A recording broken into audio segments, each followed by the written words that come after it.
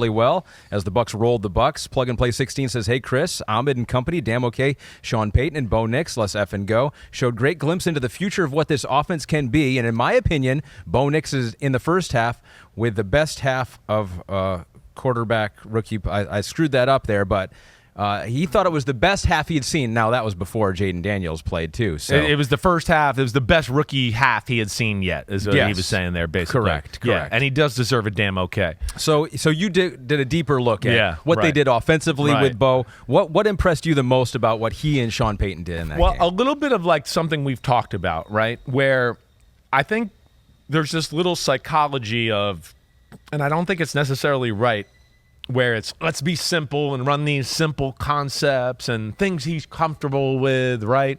And it's just too basic, and it's really doing a disservice to a lot of these young quarterbacks, right? You've heard me say that. I've been saying that for a while, and especially this year. This was a game where I will say with him where they opened it up a little bit. They attacked. That it started from the get-go. I mean, from the get-go, they said, wait, we have a beautiful – it's one-on-one. They said, let's stop worrying about trying to find a 5-yard completion over the middle or something like that. He's one-on-one. Throw him a go route or his back shoulder. Read it as you drop back. Throw the appropriate play. The second play, a deep play-action pass that attacks. Now, he doesn't throw it deep. He goes to the check down. But nonetheless, the first two plays of the game sent a warning shot to Todd Bowles and company like, hey, if you think you're going to do all this blitzing and stuff today, we got something for you. We're coming if you think you're going to play that aggressive. And I think it set a tone, and it got Bo Nix in a rhythm early and made him feel better. And like I always talk about, when you attack, in a lot of ways, it's easier for the quarterback. When you're going, let me give a bunch of all five receivers 6-yard routes, it's hard. There's no holes. There's no windows. The throw's got to be precise, or if the ball gets tipped in the air or anything, it's intercepted. This gives it, opens the field, allows the quarterback to see. And then what I always say with the downfield throws, especially off play action and stuff like that, it gives the quarterback room to move and run too. And he's a very good scrambler and all of that.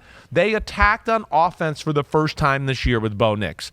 It was the first time they had a pass-first mindset in any football game. That was the big thing. And then, the third pass was a go route, down the field, attacking. So there we go. I'm talking about the first 3 plays of the game were like, screw the rookie quarterback. We're coming out today. We know you're Todd Bowles. You're going to blitz. You're probably going to play man-to-man, which, I don't always love doing that to a rookie quarterback. And they paid for it. And he was on the money and totally in control of his game throughout the day. Yeah, you wrote down that you thought Sean Payton had a pretty good idea of what Todd Bowles was going to do. You mentioned man-to-man. I wish that's something blitzing. I would have hit on a little bit more in my weekly the game. breakdowns and stuff like that. Just because it's I think a thing I need to remember at times a little bit more when I pick games too, to go, wait, coordinators, history, how they match up. Sean Payton has shown the ability to kind of know how to crack the code of Todd Bowles, and I wish I would have thought about that before that one because, he was all over it. What were some of the other things that Bo Nix was doing? Because you talked about in your notes the double moves, the downfield concepts.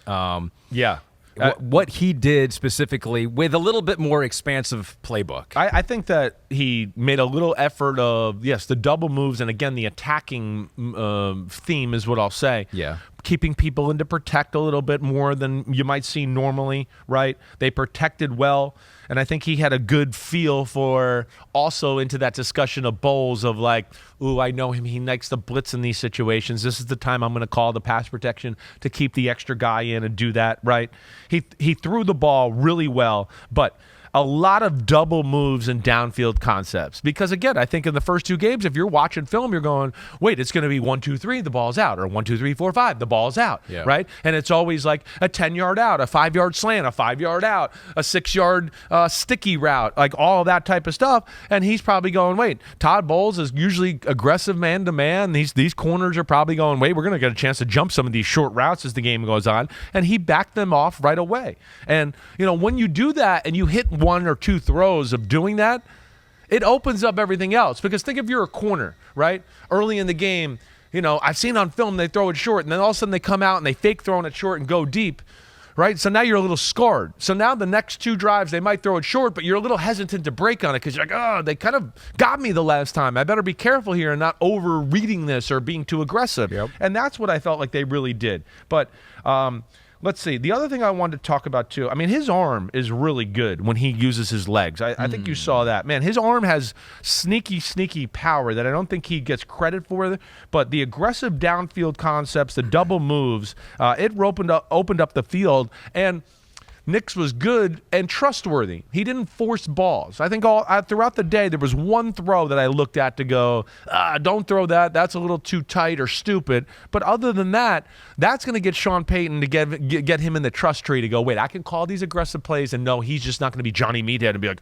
I got to throw the bomb, right? And that, I think, is going to be important for them going forward. So I would anticipate the running game is going to get a little bit better because Javonte Williams a talented guy and McLaughlin talented, but they got stuffed basically. And it was your Robin Hood of Tyler Beatty, who went off for 9 carries and 70 yards. Beatty was impressive. There's two things about Beatty that really jumped out. It's the vision. I mean, incredible vision. I'd say he's got an advantage over the other two guys in that department. Wow. And then short area body control, footwork, whatever you want to call it there. But the ability to kind of like, wait, cut back. I see the cut back, and all of a sudden now I got to like jump hop to the right, jump hop back to the left, and make another cut to the left and get through that hole, and I get through the run, right? So it's stuff like that I thought was really good by him. They got a 3-headed monster at running back is what that kind of confirmed to me. I mean, Beatty came out of nowhere. He had 1 carry all of last year. He had 1 carry this year.